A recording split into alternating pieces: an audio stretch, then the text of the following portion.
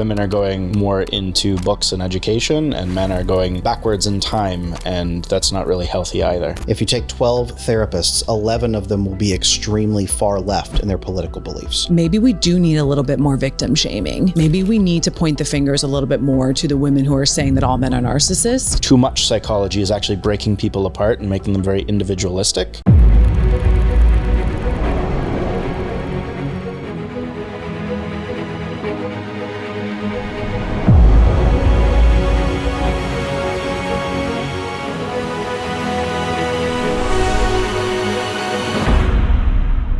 Welcome back to the I Wish You Knew podcast. My name is Sarah Dawn Moore, and I am joined by my friend Adam Lane Smith. And we have a new guest today. Adam, why don't you introduce our guest? So this is Matt. Matt owns his own social media company. We're actually bringing you back because the first episode was so contentious. We wanted to dive in again and see if we can pick you apart here on this show. I hope you don't mind. Let's do it. This is going to be fun. Guys at home, this is going to be a little bit of a contentious debate. I already can feel the energy in the air today. We had to pause the discussion so that we could start the filming and get it all on camera. But if you agree or disagree with any of our points, please drop those in the comments. We would love to hear from you and have you be part of this show. Matt, thank you for joining us again, and I hope you're braced for this one. Absolutely. Thank you for having me. And if there's any disagreements to my points, I look forward to them. I think that debate is what moves us forward as a society. So, keep it friendly in the comments. Don't pick on each other. Pick on me instead. And let's do it. Let's do it. I love that. We'll go to dinner after this, no matter what happens. Right on. Although we may not go to the same restaurant. We'll find out. So Matt, tell us a little bit about, for people that are just tuning in, what you do, what your role is, something that you wish that people might know about you. Cool.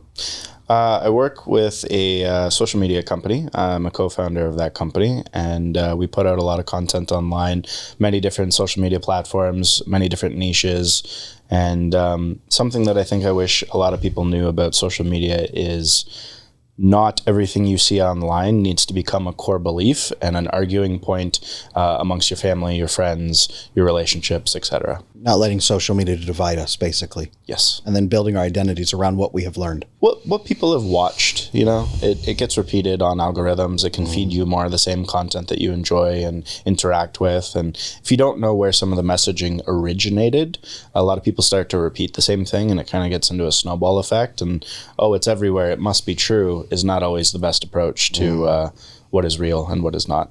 I hear you. Now, let's jump right into this because this was a good topic. Right before we started filming, you and I started disagreeing really hard on the value of psychology and if it should be, I'm not going to say if it should be banned, but if we are taking things way too seriously. And if we're ruining things, people at home probably know I have a master's degree in psychology. I have years and years as a psychotherapist. I worked in that field. It has been the majority of my life has been studying and working in psychology. Mm-hmm. Sarah, you've worked extensively with mental health. You have done all kinds of trainings. You are deep into psychology and relationships as well. Matt, I would love to hear your thoughts on this for the people at home. Let's dive into this. What are your thoughts on psychology and how it's impacting relationships today, especially in the social media space? Sure. Broadly? As broad or as narrow as you want to go. Okay. I think there's a lot of value to psychology, the different branches of it, and I think that it's an interesting tool to understand humans, and that can have beneficial outcomes, and it can also have detrimental outcomes.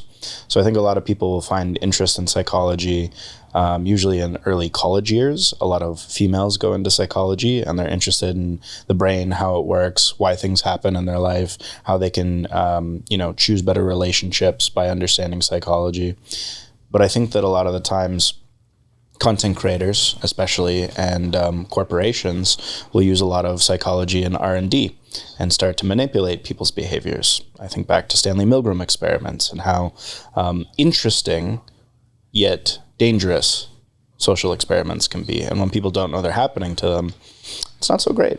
It's very, very true. It's there's been so many different divisions within the field of psychology, even just in the last 40 to 50 years. I know the research right now shows that among therapists, for example, if you take 12 therapists, 11 of them will be extremely far left in their political beliefs. So if you go to a therapist, 11 out of 12 are going to have an extreme political view that may not agree with the majority of maybe moderates even that go to that therapy. I'm remembering recently a huge battle happening between two different psychology creators. One of them had a degree in psychology and the other one had a degree in teaching kids or something like that. And they were raging back and forth about who's allowed to talk about psychology online and who gets to be an expert. I think there's a lot of bad information out there as well. Sarah, what do you think? I think that sometimes when it comes to genders and understanding psychology, right, sometimes it can be a little bit hard for men to grasp why women are so fascinated by psychology, especially in relationships, because a lot of it comes back to understanding the feelings state, I statements, how psychology, how your upbringing, how your childhood traumas impact your relationships, impact the way that you talk to other people, and impact the way that you interact with men. And sometimes I don't necessarily think that men want to talk about that because it can be uncomfortable. And women are just more feelings-based organisms. So we can sit around and talk about this stuff all day long because it's fun, it's feelings, it makes us feel good when we do talk about it. But with men, you try and bring this up with men in conversation and they're running for the hills because it can be like, we don't want to talk about our childhood trauma. Like, what are you doing? Let's talk about the fun stuff. Let's talk about politics or sports or cars or pro wrestling, whatever you want to talk about.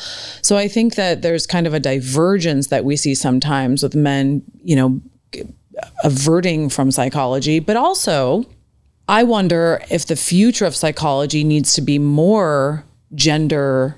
It needs to take gender into more of an account, because what I'm saying by that is psychology not looked upon very favorably by men because it doesn't really speak to men. It's not very solutions based.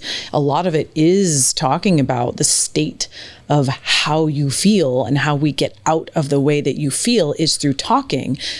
That is very womanly focused. That's how we get out of the state. When we feel safe, when we talk through situations, it makes us feel nice and good and we're okay. But I'm not quite sure that is really beneficial for men. So I wonder if you don't necessarily find psychology to be, as effective because you are a man and maybe your experience has been different than a female's experience when it comes to dealing with psychology, psychologists, and just the science in general. And is it really a science? Because men, they want logic and science, and they're going, what's scientific about talking about your feelings? Nothing. What do you think about that? I look back to the history of it. So the reason it's feelings oriented is from manipulation. So we have to keep that in mind. The reason that it's more feelings and emotion based is to get women to think a certain way. And that happens with PR and shopping campaigns and behavioral sciences and the use of linguistics to actually make consumers perform an action when you make them feel a certain way. So I think more men will look at that and go, hey, wait a minute, this is a manipulation tactic. I'm not falling for that. Where the women collectively feel good and then perform that action. And the men are going, no, that's not good. Used by the Nazis in many cases with their PR campaigns. Also, later on in history, Edward Bernays was the godfather of PR and manipulation for big tobacco, women's right to vote, political campaigns for the White House, and used a lot of behavioral sciences and linguistic manipulation to trick people into performing an action at mass scale. Little tidbit for the audience, the CEO of Netflix behavioral programming is a nephew, I believe, of Edward Bernays, and Edward Bernays was the nephew of Sigmund Freud. Please fact check that. I think that's accurate. Gentlemen, a woman does not want to be with a man who doesn't take care of himself. And if you want to look like you take care of yourself, do it. Rugged Legacy Grooming Supply is the #1 way you can take care of your appearance, your hair, your face, everything that women are going to look at first. Take care of yourself and show her that you do it. Right. Okay, so I guess we're going to have to separate the two then. I mean, so there's the psychology when it comes to the social sciences of understanding behavioral science and how to manipulate people, right? Okay, I think that we could probably all agree that anything can be used for good or can be used for evil, right? So there's that there's that school of thought when it comes to psychology, but there's also the school of thought as to relationships. And if you had any type of a relationship pattern that you saw as a child or that you grew up with, and there was a family structure that gave you tools or gave you a certain set of information that you go into your relationships with into adulthood, and your relationships are basically falling apart, or you are getting divorced 3 or 4 times, like a lot of our baby boomer parents were. If you are repeating some patterns that aren't leading to success, if you are miserable, which a lot of men are, right? They're going their own way. They're like, I'm tapping out, I'm done. Wouldn't you suggest that they might need to look at psychology and say, okay, maybe there's a point that I need to understand that's impacting my relationships? Well, we can even split psychology in half here, because there's one side of psychology that I hate and that is destructive and crap, and I'd love to get your perspective on that. But there's a half of psychology that is incredibly useful and would be more scientific. So behaviorism, right? Let's look at behaviors. Let's look at B.F. Skinner. Let's look at the organism is always right. Why are you doing X? If you don't like doing X, do this instead, right? You're a cognitive being.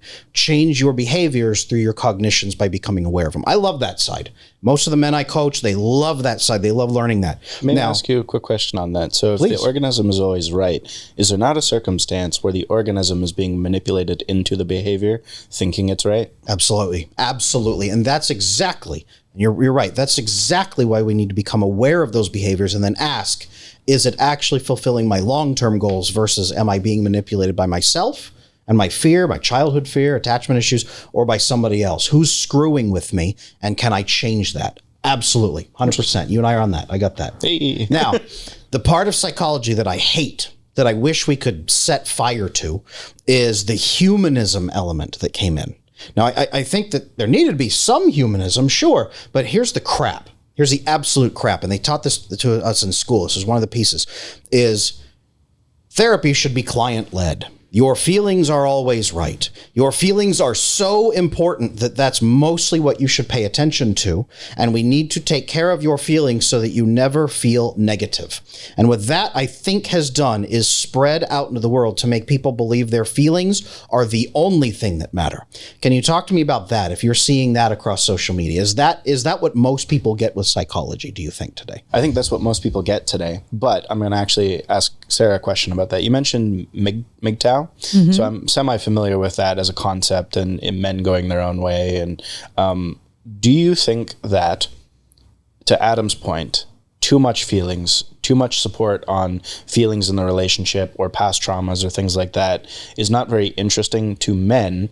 So there's this divide, there's this struggle between the woman goes and learns something, goes, hey, listen to me, I have something important to share with you. The man is completely ignoring it because of different struggles in their life. They don't want to talk about feelings or whatever is really important to the female in that situation. And then there's this big divide. So the women are trying to make the men be more feminine, and the men are trying to make the woman be less feminine. Mm-hmm. And it's causing this great rift. And I think that's where too much psychology is actually breaking people apart and making them very individualistic and not coming together for many different reasons, in the household and outside of the household, different ways of thinking about things. I think that is the advent of being in a society where you have the time to think, where you have the time, Maslow's hierarchy of needs, right? So back in the day, maybe in the 50s, 40s, 30s, right, we were in wars. We were working. We had to survive as a culture. Women had to go to work. Rosie Riveter, there were things that we were carrying as women where we just we don't have the luxury. I don't think if you go to a third world country and ask them anything about psychology, what are you talking about? I have to put 14 gallons of water on my head every day to get to and from my village. So as a society progresses and we have more time, more freedom, more books, more education, I mean, some might blame feminism for coming in and introducing these wildly provocative thoughts to women, that women, you can think now, you can be educated, you can go to college. And with that comes again, more rumination, more ability to have an opinion on what do I want. And if a man can't meet me here, we're demanding more of men because our society is more free. So we want men to be more emotional. Let me ask you this, though. Yeah. Have we over-catered to women by telling them their feelings are super, super, super important and that everybody else is responsible for their feelings? Have we set up a system where women believe the whole world is their private therapy session? Yes and no. Yes, to an extent. I think that should inspire men to stand up as well and say, maybe I need to get more in touch with my feelings. Maybe going out and working in the fields and being the masculine man. And, from a perspective for myself, being out on, dates with those types of men, we call them the strong, silent type. Mm-hmm. Great. They're wonderful. We need those men in our society. We appreciate those men. But at the same time, men are connecting essentially through touch. They connect through spending time. They don't necessarily need to have the words to say to each other to connect. Men will go look at a fire in a campsite and come home and you'll ask them, what did you talk about? And they say, nothing. and a woman goes, I'm sorry, what? What do you mean you didn't talk about anything? So I think, yes, to an extent, we have overcorrected when it comes to women thinking that their feelings, everything matters to them. But also, I think that we are demanding more from our men. We're asking you, come our way a little bit. Let's connect emotionally. Let's connect through talking, because we don't just connect through sex. We don't just connect through physical connection. So if hold on, I'm going somewhere with this. So, so men used to go to work, right? Women used to stay home. We needed men from a financial perspective. We didn't necessarily need you to connect. You could come home, you could get your whiskey, and you could sit in front of the TV and say, honey, where's my dinner? And a woman would say, well, okay, I have a roof over my head. I'm in a good spot, and this is what my husband wants, and I must be that for him. But now, the freedom that feminism has brought women, where we don't have to cater and give you your whiskey and have you sit on the couch. I'm not saying that wouldn't be fantastic for a man, but now we're saying, sit on the couch, here's your whiskey, now tell me about your day and let's connect. And the fact that if you can't do that, if a man does not have the ability to do that, then women are saying, then what do I need you for? I pay my bills. I have my toys and my apparatuses that keep me happy. So yes, you see what I'm saying? We want you to have more emotional presence. And isn't that fair? Well, it's interesting that you say that. So if that's what more females are wanting, it is so irrelevant to the men that they're going their own way. So I've heard some contradictions with people from the red pill space or from the feminism space where it's, okay, so move more towards the emotional side as a man, or else. And the men are going, or else what? Mm-hmm. Well, I agree with that. Then they're just not, then they're just not going to get laid. Then we have a lot of men going their own way and refusing to understand sometimes their own emotional capacity. And that's okay. But then they're also extremely bitter and extremely lonely and coming into my comments and I hear them. I think deep down, men do crave the emotional connection of a woman. I think if you were to get a man by himself, if I got him in a room by himself and I really talked to him, I think a lot of these men, if they were to admit, men are taught to feel two emotions, content and mad. There's not a lot of in between sometimes. So when I look at these men that come into my comments, and then when I talk to them and they have so much anger and hate towards women, what I see, same thing I see with feminism, a lot of times, I see a hurt person who is not able to express something I learned from a psychologist a long time, right? Was that depression is just anger turned inwards. And I think a lot of men experience that depression. It comes across as anger, but I know better. Is there potentially a situation where more and more women are going, okay, I work, I pay my bills, I'm looking for more of that emotional connection, please step this way so we can have more of a balanced relationship.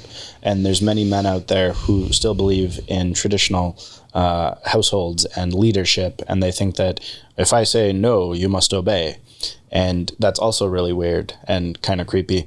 And if men are then ending up going this MGTOW route because women won't listen to them and that's hurting them or something weird, that's where that psychology divide is, I think, occurring in a lot of relationships. Women are going more into books and education, and men are going backwards in time, and that's not really healthy either. But why are we not equipping our men with more tools? If we have the psychological tools, and it doesn't mean that we have to have talk therapy, but if we, like Adam, in his attachment boot camp, and I'm sure there are a lot of men that do go through your coaching, and when they do go through that coaching, they feel that they've been equipped with more information, that they can go and move forth and be in a relationship and be able to connect on a different level. So yeah, you're right. I mean, they are almost kind of regressing, but I see that they need to come back a little bit, and psychology doesn't need to be viewed as some evil force field manipulative thing that's controlling them. Well, why do men need to come back? And I ask that because men need a purpose. If you come back, you will have feelings. If you come back, other people will be happy. If you come back, you will get more sex, right? You've got porn, you've got OnlyFans, you've got prostitution, you've got sex robots probably coming next week or whenever. We've got all kinds of AI programs. You've got all kinds of stuff. Are men because lonely? if men were really happy, then they wouldn't be self-canceling themselves four times more than women were. If they were yes. What makes men happy? What really makes men happy? Because we take such a female model of what's going to make men happy, and we try to change it, and we've had messaging for decades. Guys, be more sensitive. Guys have more feelings. Guys can cry too. Guys should be crying. We've got generations of men raised by women, and single moms. And we talk about men are only taught to emotions, and men are not taught to feel, and men are taught to suppress, but men aren't being taught these things necessarily by other men. Men have less and less contact with other men than ever. And whose fault is that? Well, we primarily have contact with women and single moms. And whose fault is a single mom? Whose do you think it is? Well, who's Are you blaming the dad? Who has left the family? Did the dads leave the family, or were the dads kicked out of the family? Definitely both. 100%. So you're blaming the dads for that. Okay. Well, no, I'm not blaming the dads for that at all. Okay. Don't put words in my mouth. But you're saying, but you were blaming the woman right there. You were just saying. Oh, no. Wait a minute. Now, women have been raising men for generations now. Men have been almost entirely raised purely on a female and feminine perspective for decades. And yet our suicide rate is 4 times that of women now. It's escalating through the roof, and no one wants to talk about it.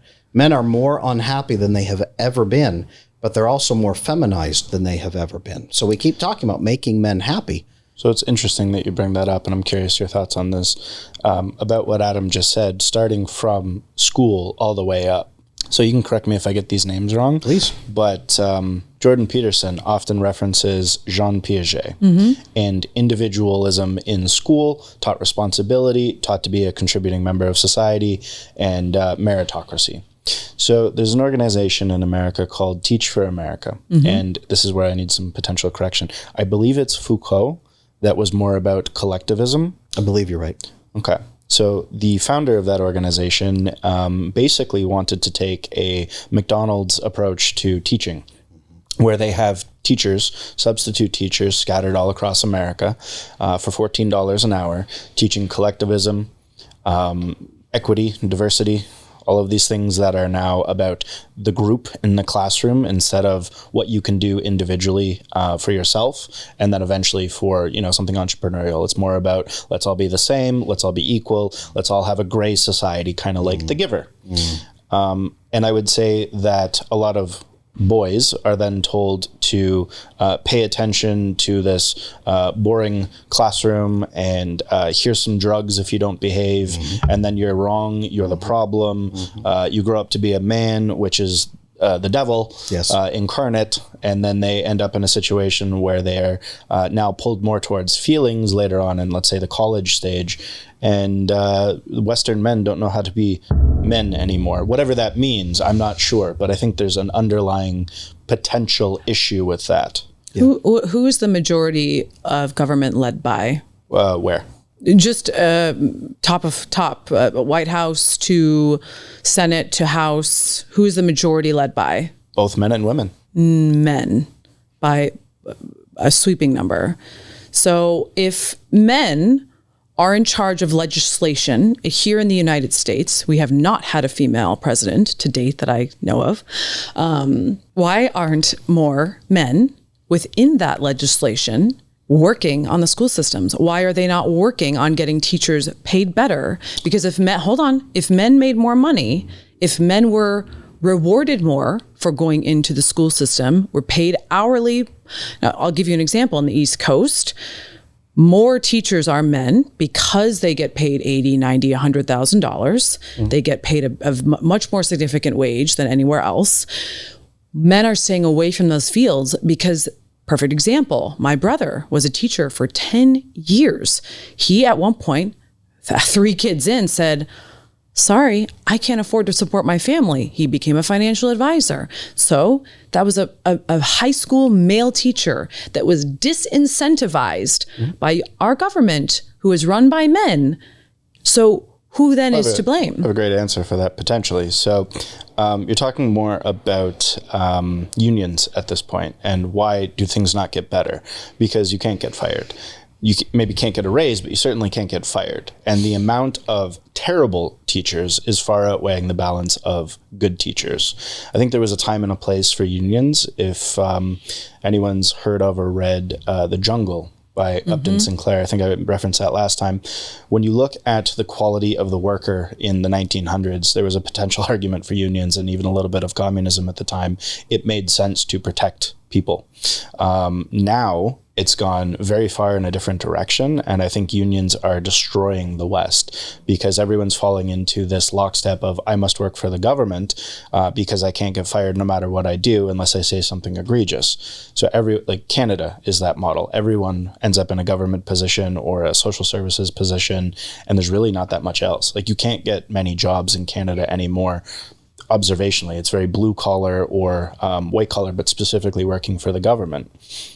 Not much innovation, not much tech, not much happening outside of that. All the jobs are in America or moving out of the West entirely. So I think there's a lot of funding going into teaching, and there's a lot of students who can't read.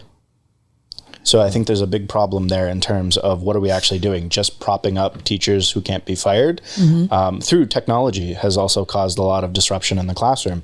Maybe there's some sort of reform that needs to happen to classrooms and the upbringing of boys and girls in school to create a better, healthier, happier society where people can be a little bit more brought to the middle.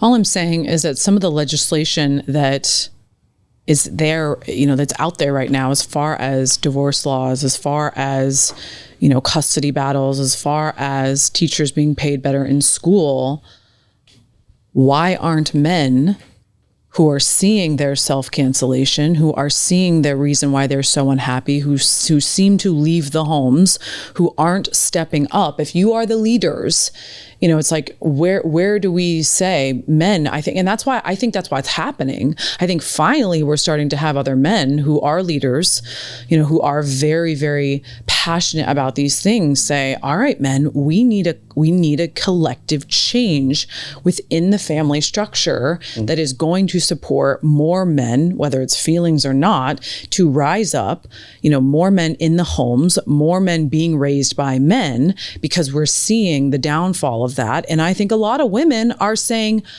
please come forward, men, and screw the feminists. Like, let's let them have their day, keep them in their corner, and they can burn their bras all they want. But a lot of us women are saying, men, yes, come back. We need you. And you going your own way, how is that leadership? So I'd like to hear your thoughts on this. I have a potential theory about what is causing this rift between men and women at large, and it's a lot of what you guys talk about. So people are polarizing to either side, whether it's feminism and MGTOW on either side. When I hear people talk a lot about fixing the family unit, what does that actually mean? And people often reference a better time, the 50s, something like that. You hear that a lot, even online. I don't think it's a situation where it is the men worked, the women didn't, the men come home, and there's whiskey and food waiting. I think potentially what a lot of people are missing, both men and women, are coming home to a family with children in the house and everyone collectively having neighbors with children next door and more of a community that they all live together in. Because when the men were at work, they were with men in their community, their friends, their neighbors. And the women were also spending all day chatting with the neighbors, the wives, the friends, the family, the sisters, the moms. Everyone was closer together at that time. Correct. So I don't think it should be about religion. I don't think it should be about the men had roles, the women had roles. I think there's just a massive societal disconnect between everyone is so spaced out now that you lose a lot of your connections to the people you grew up with family members, and ultimately with each other. And trying to, let's say, move to another country, rebuild a social structure, a friend group, a network, can be very difficult for people who now are being fed all this different ideology in their cell phones on a daily basis, where it makes it very difficult to connect with new people if you don't immediately agree with what they think and believe. Guys, I love that thought, but have you stopped to consider that men today don't take care of themselves, especially in their grooming needs? Rugged Legacy Grooming Supply helps men do this by showing the world that you take yourself seriously. You want to look your best? Use Rugged Legacy Grooming Supply. So I agree with this in a huge way, because the 1950s is everybody's model for things were so awful for women and things were so great for men. I think they were awful actually for both. The 1950s was a weird pocket dimension that we created with all kinds of government issues, all kinds of family breakings, all kinds of societal things. The 1950s is a horrible model for anything. Let's never go back to that. Let's never do the 1950s model. I hate it. And people all the time, they think that I'm proposing. Absolutely not. 1950s, let's shoot it in the face. Exactly what you're talking about, though. Exactly what you're talking about. Let's go to a extended family structure. Kith and kin is what it used to be called, right? Your family can be your sisters. It can be your brothers, right? Women in the 1950s were so isolated and they had to do everything obsessively alone. Sarah, you've talked a lot, and very rightly so, about women had to take the little blue pill, mama's helper, right? To try to just get through their day. But that's because women had become so isolated. It was one woman fielding every single thing in the household. And that's evil. It's horrible. That should never be the model. Never. Imagine her having to work now and still do that. And exactly. That should never be the model, but it never was. That's a broken system where everything is effed. I'm going to cover my language. But no, it should be all the women pulled together and the men pulled together and the children pulled together. And you have this extended family system where the neighbors are caring for each other. Exactly like you said. That's what we're meant for. And that would be the hope, at least when I dive into psychology, is look what we're meant for. Look what our systems thrive in. And let's try to create that with some modern ideas. I agree with that very, very much with all my heart. Now, coming back to psychology with men, do I think that talking about your feelings is helpful for men? No, not really. But, and I don't think that it's helpful for women necessarily either. Now, I'm more in the camp of the behavioralists. I personally went to therapy for 10 years. Didn't do anything until I understood, again, how the organism forms these maladaptive patterns that they bring into their adult relationships that potentially could be causing the downfall or causing behaviors that aren't necessarily serving the organism. So I think where we need to talk about, if we talk about more science, if we talk about more psychology, there needs to be more talk about those types of behaviors. How do we change these behaviors and what outcome will it lead to? Because men are very purpose, like you said, they're purpose driven. If I know this, then, and if it leads me to this, if it leads me to getting a relationship, not picking crazy women who are bitches and who are amazing in bed, but they're effing crazy, not repeating the same mistakes. Why did I fall for this woman? Oh, she's like my mother. Oh, this is why. Then I can change that behavior and get into another relationship. But I don't think enough men have experienced that. They think of psychology and all they think is, I'm going to have a tissue box and I'm going to cry myself to sleep. And then they see women who talk about psychology and it's just an automatic turn off. And I think, you mentioned you've been on some dates where psychology has come into the conversation and it's potentially turned you off. What about that has turned you off? So I'll give a weird analogy on that and then explain the scenario. Yeah, please do. So at the beginning, we talked a little bit about psychology potentially being manipulative. And an example of this that comes to mind would be in poker. A lot of professional poker players study psychology, behavioral patterns, and understanding how to read people.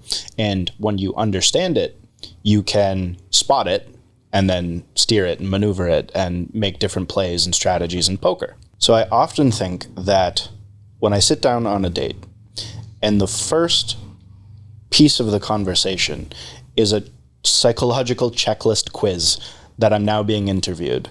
It's like, really? Give us an example, if you would, please. What's the checklist you're seeing played out? Usually it starts out with, what's your relationship with your parents, as an example. Like that's the first thing that we're like, we haven't even ordered yet. And I'm like, okay. Oh no. Okay. So I just make stuff up. I'm like, absolutely terrible. Like, just to see what they do. And you just see them shutting down because their checklist isn't being answered in the way that they've come in expecting it to be. And I just go, well, this isn't very deep if you can't ask a follow-up question, you just go on to the next interview question. I'm like, this is going nowhere fast. So that's what I wonder is if there's too much psychology at the beginning, so she's learned something that's valuable to her. I completely understand why she's asking those questions. But to jump the gun and start with those questions instead of like, let's finish dinner, let's go do something fun, let's do an activity, let's go for a walk, let's get to know each other a little bit better.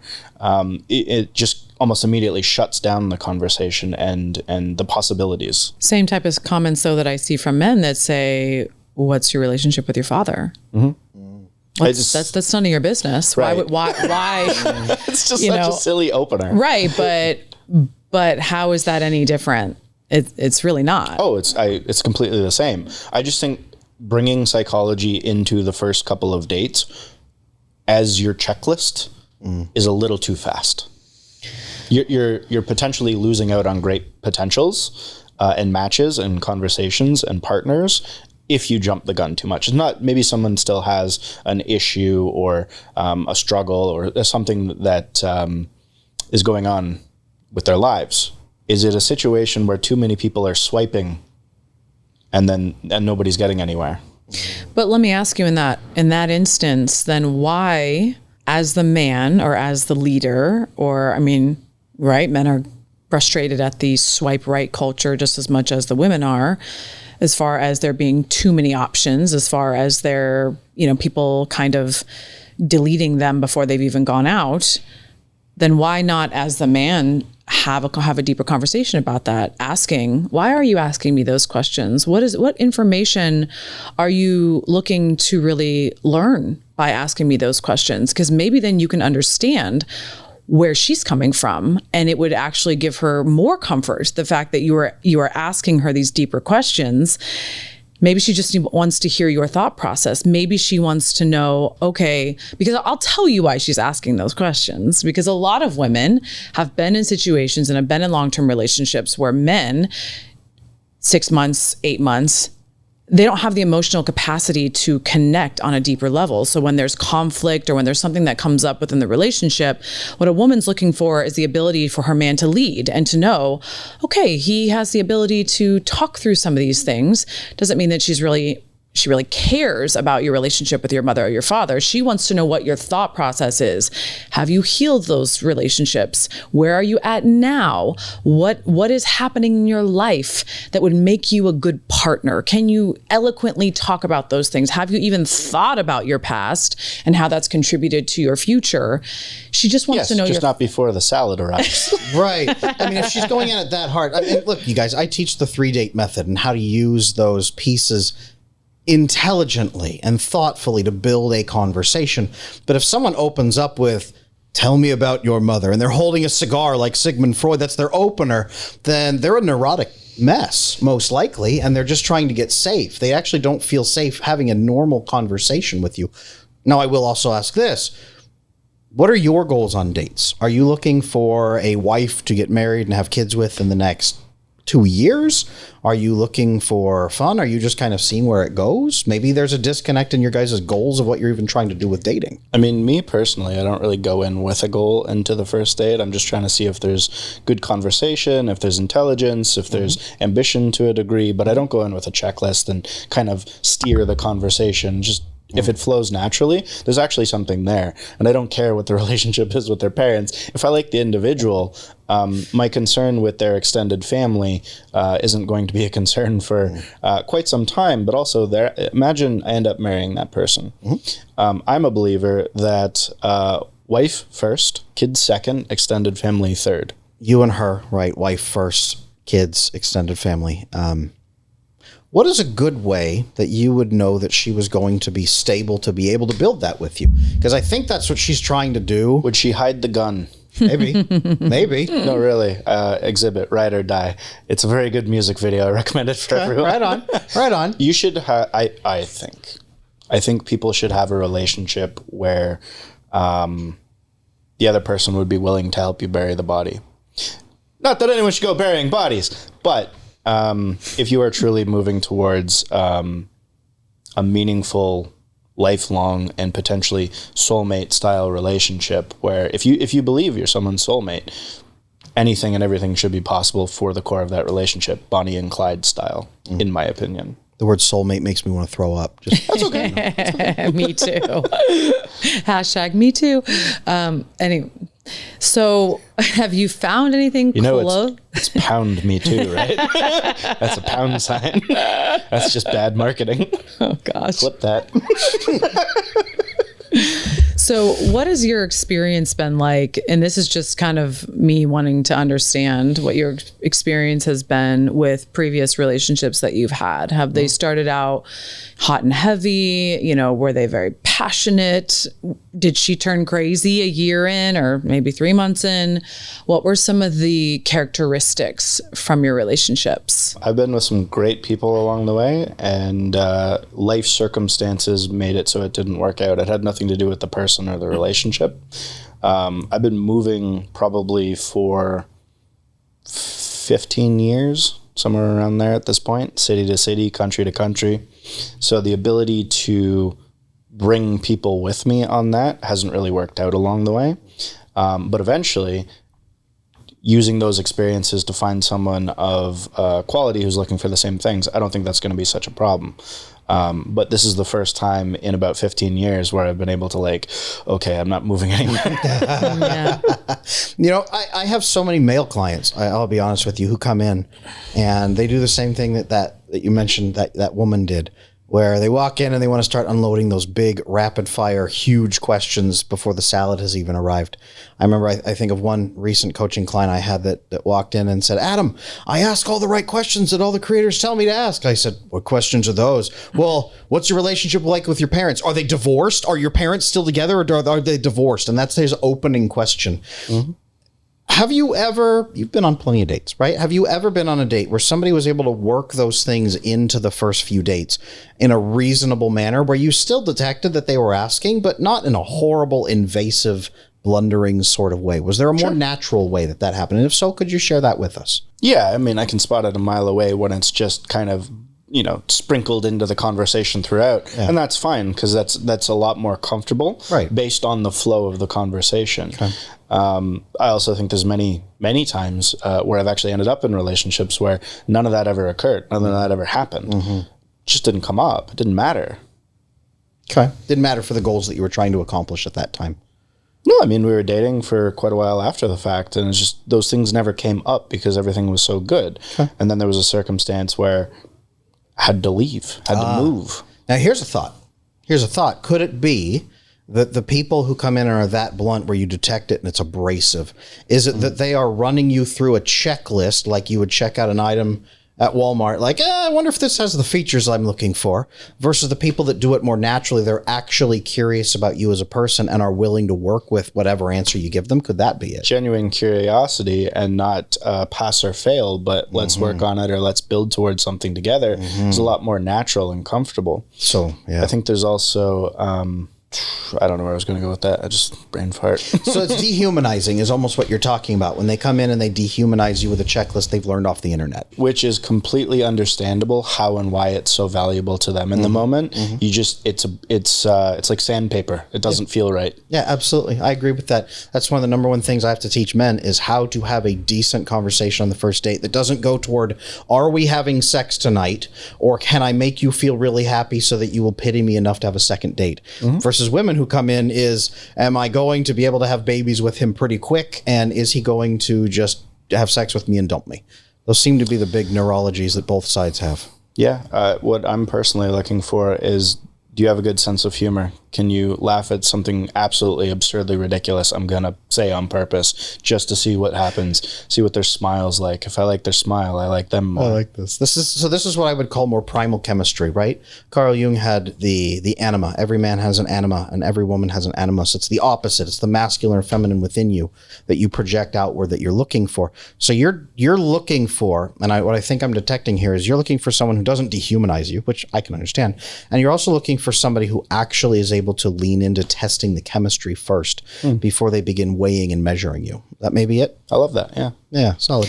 So let me ask you a question then, because let's say we were on a date, and which could be plausible, very handsome gentleman. Thank you. Now, let's say it's date 3 and we have had a great time. There's, that primal chemistry that Adam talks about, and we are moving to something that could potentially be, I don't know, maybe a relationship.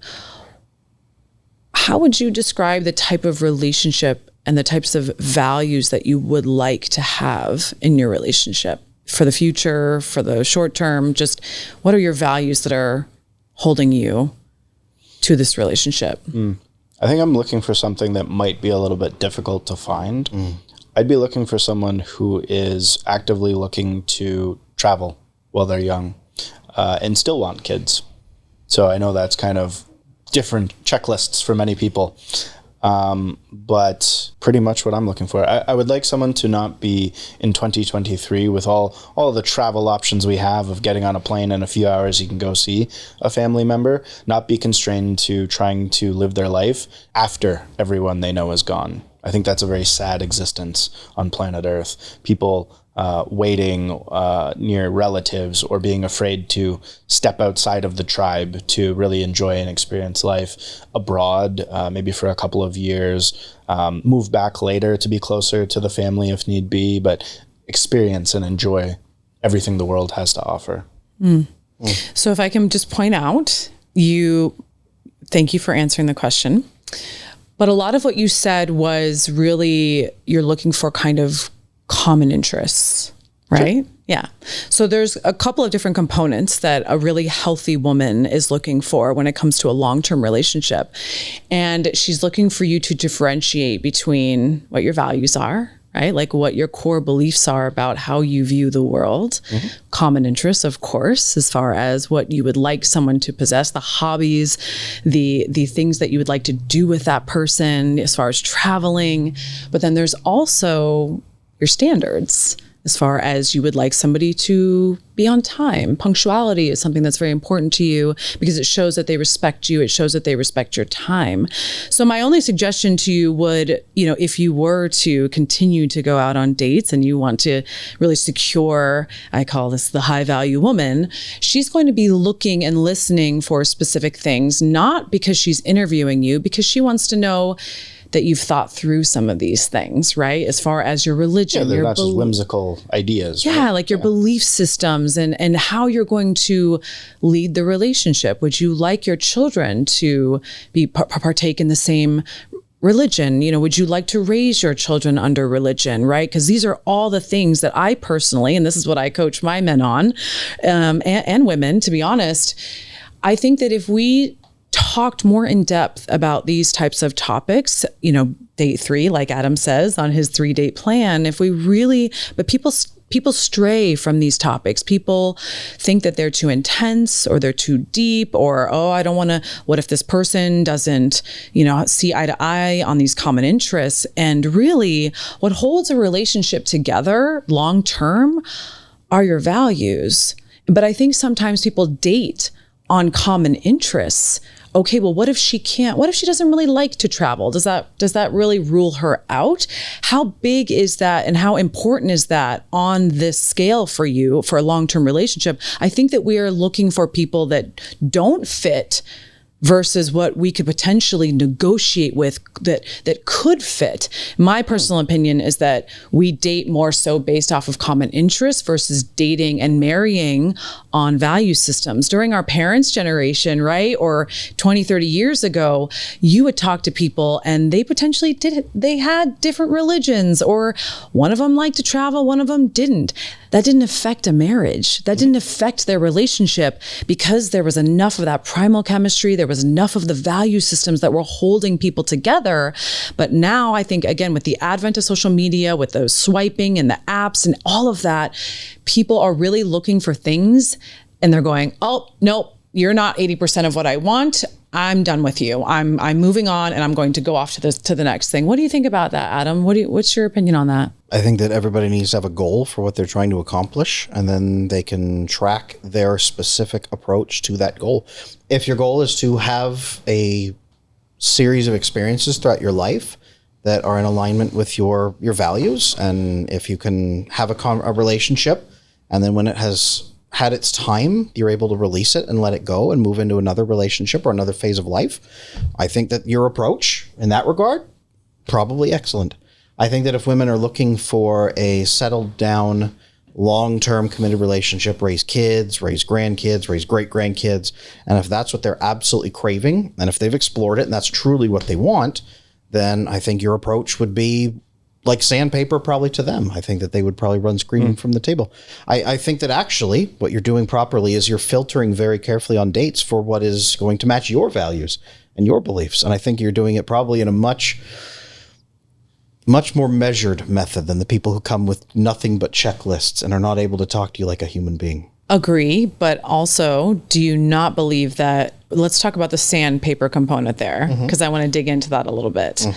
If a woman is looking for certain things, do you not think that it's important for a man to be able to express those certain things and talk through those things? I think that if a woman comes to the table with nothing but a checklist, and if the man also comes to the table with nothing but a checklist, all that they have done is found somebody who meets their checklists as an object in their life for them to then build around that person rather than build with that person. But what is a checklist versus talking through your life experiences and your values? Now you're talking about building a cooperative relationship with somebody who is so in tune with you that you both want the same thing and you can work together, which I think is a blend of a checklist and also this approach. I think that we need to come to the table and build that chemistry, that primal chemistry first. And the second date is what I would call more personal chemistry. Do we share similar beliefs, similar goals? But I think we should approach that through storytelling on the second date. I don't think it should be checklists. I think it should be, hey, tell me a story about your family. Tell me a story about your friends. Tell me a story about something you're proud of in your life. I'd love to hear about your life through your lens. I think that is a much better way to approach it, because then you're not simply getting, oh, check, he has a good relationship with his mom. Check, he has a job. Check, he has this bank account. You're getting, this is the story of my life and this is how I am living in it. And I think that that is absolutely crucial. Well, I'm going to add to that for a second. So the checklist thing, to me, feels like when a lot of people say things like, these are my values, these are my boundaries, so they bring that checklist to the table.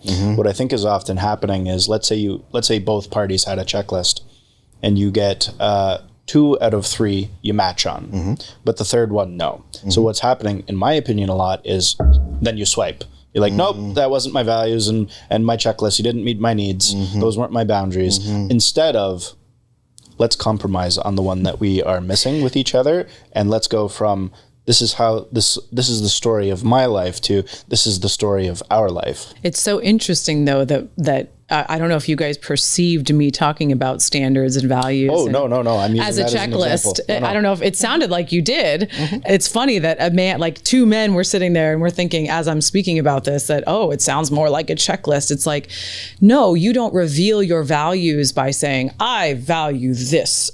Like that is not what I'm talking about. And especially if my coaching clients know this, what I do absolutely tell them is to reveal.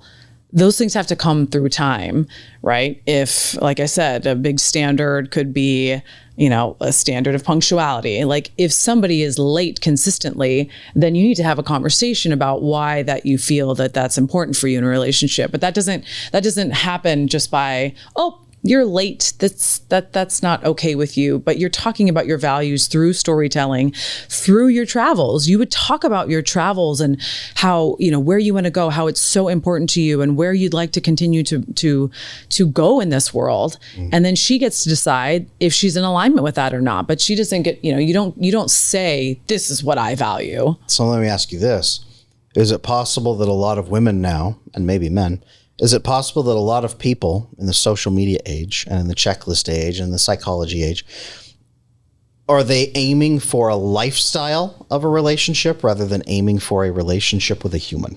Do you think that that's happening? Demographically speaking, Gen Z, yes. Millennials and up, no. They don't quite understand the difference. And Gen Z is a whole other conversation. They're unique. They're very unique. So you think they're aiming for, I want the lifestyle of having a partner versus I would like to have a partner? I don't even think they're aiming for it. I think they're societally trained to think about that. And there's too much status play. There's always an unbalance to the relationship in a big way. Someone's got way more money, whether it's entrepreneur or OnlyFans or something going on.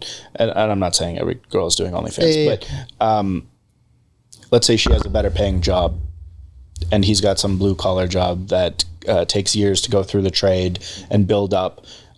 Suddenly with social media, now she's looking at that life going, do I really want to support him or do I want to find someone of my status, of my value, of the relationship that I want faster instead of building that exact same life that they would eventually get to if they stayed together. So she's trading the person for a lifestyle is essentially what you're saying. With the caveat of it could have been the same lifestyle through time and effort in the relationship and people aren't waiting anymore. Gotcha. They're just next. So off camera, just so that everyone's watching can have some context, Matt had shared that, you recently went out on a date with a 22-year-old, and I believe that you're 35.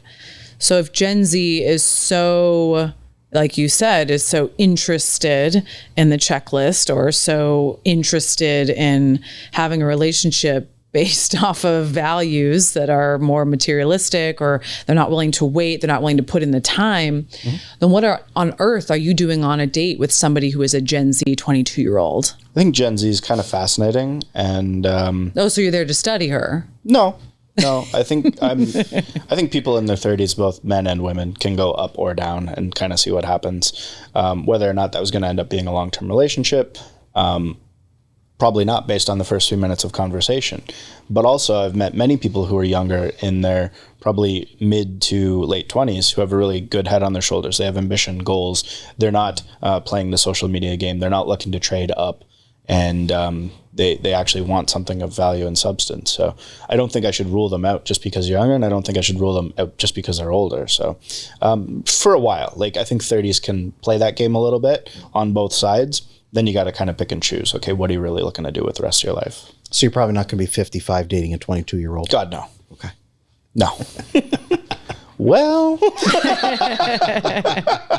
Well, I suppose it would depend what your goals were at 52. If your goals were to have fun, then maybe. But if your goals were to settle down, have kids, and be traveling, or as you said, live the nomadic family life, essentially is what you're building. as a greedy man, I think there is a world in which you could find a beautiful younger girl who's incredibly intelligent and a really good life partner. And I don't think you should rule them out based on age. Oh, okay. Why would a 22-year-old be interested in a 50-year-old when she knows that that person, she's going to be changing their diapers when she's 50 and he's 80? What do you... And in some unique situations, out of 8 billion people, that ends up working out well for them.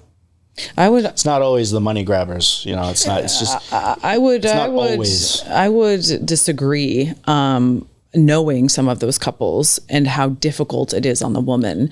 So a woman spends her whole life giving to the man, right? Her best years with a man. What happens when she turns 50? Who is available to her at that point? So should we? So you're assuming that they're going to not work out as a couple? Well, somebody's going to die sooner, quite sooner. The 30-year difference in age, yes. Isn't she going to be a wealthy widow at that point? But don't you say that you know, women and money aren't happy? I mean, that's good. That gets to our next point, because I've heard you say a lot of times there are many women who are terribly unhappy with, they have all the money in the world. So here's an interesting thought. If we talk a lot, and we do as a culture, we talk about how it's horrendous that men who are 35 would date a 22-year-old. I'm not saying that's what you're saying, but I mean, there's people out there that would say that kind of age gap, he's hurting her, he's abusing her, he's all kinds of things. Not just him. She has plenty of daddy issues as well. But what we do is, what we're doing there is we're infantilizing those women who are 22. And we're also saying they shouldn't be allowed to make that choice. If she's 22, she may be terribly happy having a man who's 35, because that is stability. It is safety, it's wisdom, it's experience. There's all kinds of things. So should we take away a woman's right to date an older man? Shaming older men? No, I didn't. I know you're not saying that. No. That's a discussion that I'm putting on the table here, and people at home can check in on this in the comments. But should we take away a woman's ability to date an older man because we're afraid that she's not strong enough to make her own decisions? It sounds like what I'm hearing from you is human beings should connect based on what each of them wants, and then be honest about that in the first few dates without a checklist. See, it's interesting in many scenarios where there is some sort of celebrity, whether that's an actor or a musician or something to do with, they spent their best years building some business or career, they were traveling the world, whatever it is, and then they're looking to pause and settle down. And if they found that connection with someone, yes, it might be that someone dies first much earlier in the relationship, but if they go into it with love and they're building something real of value and they end up having children together, and that man can die earlier knowing that everyone is taken care of in the best possible way, I think that's a nice thing. What do we call an older man dating a younger woman? Happy. Predator. That's it. Most people in today's culture call him a predator. And what do we call an older woman dating a younger man? Happy.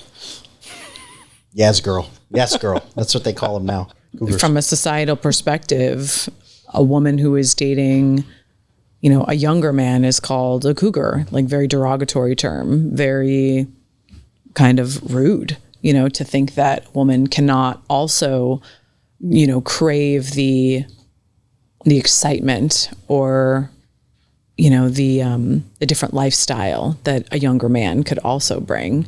But I think that society is a little bit meaner to. Shouldn't be. Yeah. It's really irrelevant and indifferent. So I think people should do what makes them happy. That's what you say, but from a societal perspective, I'm one person out of 8 billion. The majority will never agree with me if you expand it far enough.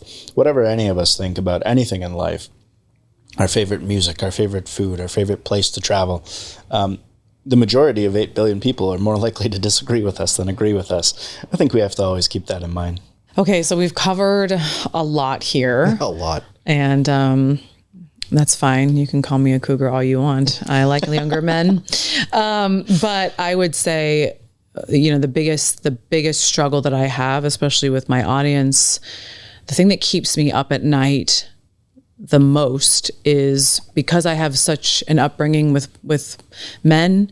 I started this platform, you know, understanding men. I've spent many years of my life trying to get men re-engaged. And it breaks my heart that when I put a MGTOW video out and I see all of the comments of men just hurting and in so much pain from two men who are leaders in this, in their individual space, from two men that I would consider very strong, masculine men. How do we get these men back? Because I can only do so much. The women can only do so much. I also believe that men have to rise up together. How do we get them back in the homes? How do we get them back into relationships? And maybe you do have some advice for females. I would love to hear it. I have my own ideas, but let's hear your opinions on how do I get these men in particular back into the fold? I think that the reason we have MGTOW, and a lot of MGTOW guys are in my audience, and I even have some friends who are MGTOW, and guys who are in red pill circles, right? Very much sympathy for them. As much as I go hard against red pill, I have a lot of sympathy for those guys because they're scared. They're hurt.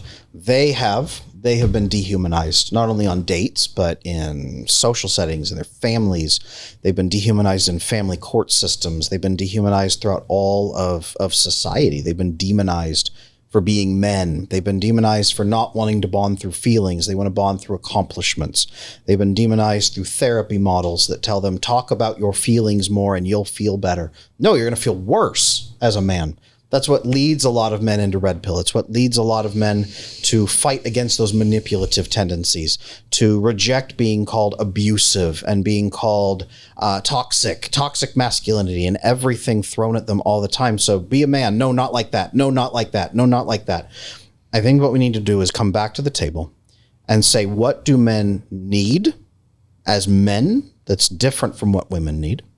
And then how can we give that to those men? Or rather than handing it out to them, how do we help those men accomplish those things so that they have that power, they have that accomplishment, they have those bonds and connections? And then how do we teach women to stop dehumanizing men? Because women are so scared, they're looking for safety and a lifestyle instead of looking for an actual masculine partner. That's what I think we need to do. What do you think, Matt? I think that people need to go back outside. I think they need to put down the technology and start talking to each other and building social circles again and having friend groups and going on dates, not just in coffee shops or restaurants, but activities, hobbies, things like that.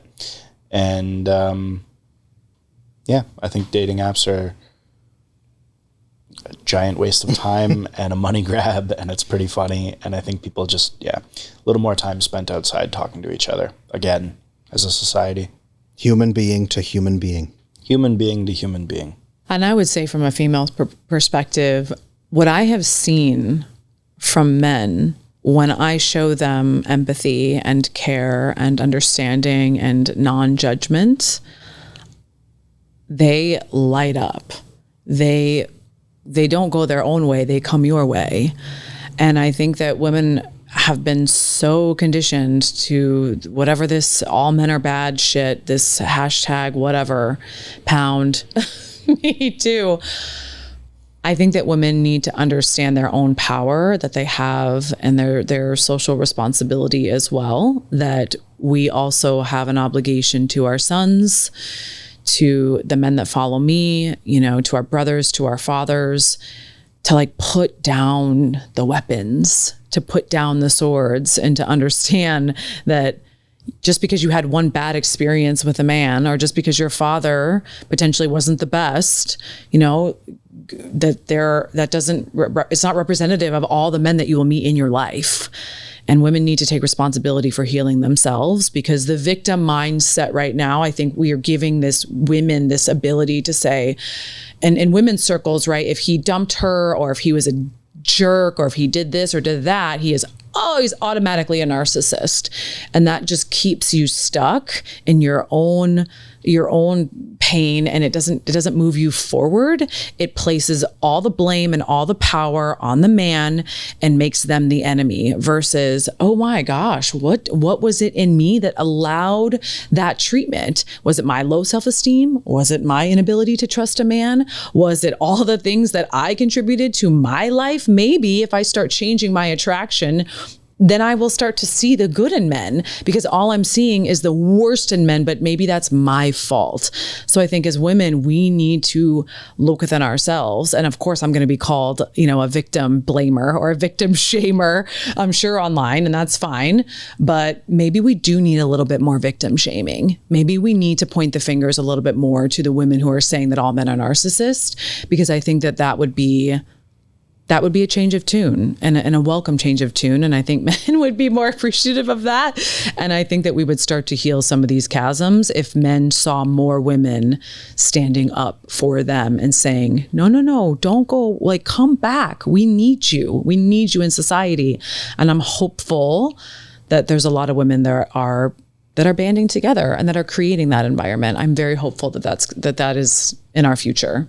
And for the men who are watching, men, I wish you knew that there are women that are here and we're waiting for you, that we want you to come back. There are women that are nurturing. There are women that want to see you be men. We don't need you to talk about your feelings all the time. We just need you to talk about them a little bit. But we need you to take an active participation, and we need you to be the leaders that we know you can be. Because if you step into that role, all these masculine women, all of these women who are having to feel that they need to protect themselves and overprotect themselves because there's a lack of masculinity in our culture, if you just come back, if you step into that leadership, if you band together and become the men that we know you can be, it's a ceasefire. How do we even wrap this conversation up? So that was wild. That was a huge conversation. There were a lot of great points. I think that we all disagree with each other on some key pieces, but I think that at the end of the day, we all come back together and we agree that people need to be humans together and treat each other like human beings. So treat each other like human being in the comments section. Please drop down there and let us know which parts you liked and which parts you didn't like. Our sponsor today has been Rugged Legacy Grooming Supply. Men out there, if you want to look great and you want to take care of yourself, start with your appearance and start with taking care of your face. Start with Rugged Legacy Grooming Supply. And get a headboard, will you? Get a headboard, get some sheets, shave your beard. Guys, this stuff is the easiest way to step into your masculinity. Thank you, Matt, for being here with us today. It's an honor to have you back so that you could stir up the audience again. Thanks for having me. And if anyone wants to do any trolling, aim it at me in the comments. These guys are great and have really good, valuable insights. And where can they find you if they want to find you personally? Oh, no. Matt__Daley, Daley on Instagram. Feel free to drop by and yell at me if you need, or give me a thumbs up. Doesn't matter to me. Fantastic. Thank you. Sarah, where can people find you? Absolutely. Sarah Dawn Moore on all platforms, YouTube, Instagram, and TikTok. And of course, sarahdawnmoore.com. If you care to understand women and male dynamics, I also have a course called Mastering Modern Love. And as well, you can find me there for one-on-one coaching. What about you, Adam? I am Adam Lane Smith, the attachment specialist. You can find my website, Adam Lane Smith. I'm also at Attachment Adam on Instagram and on YouTube, depending on how you would like to learn better dating practices, including that 3-date method that I talked to you about. You're going to find all of this information, including Matt's socials, my socials, and Sarah's socials, and Rugged Legacy Grooming Supply, down linked in the show notes or linked in the description, depending on how you are listening to this podcast. Thank you so much for joining us on I Wish You Knew.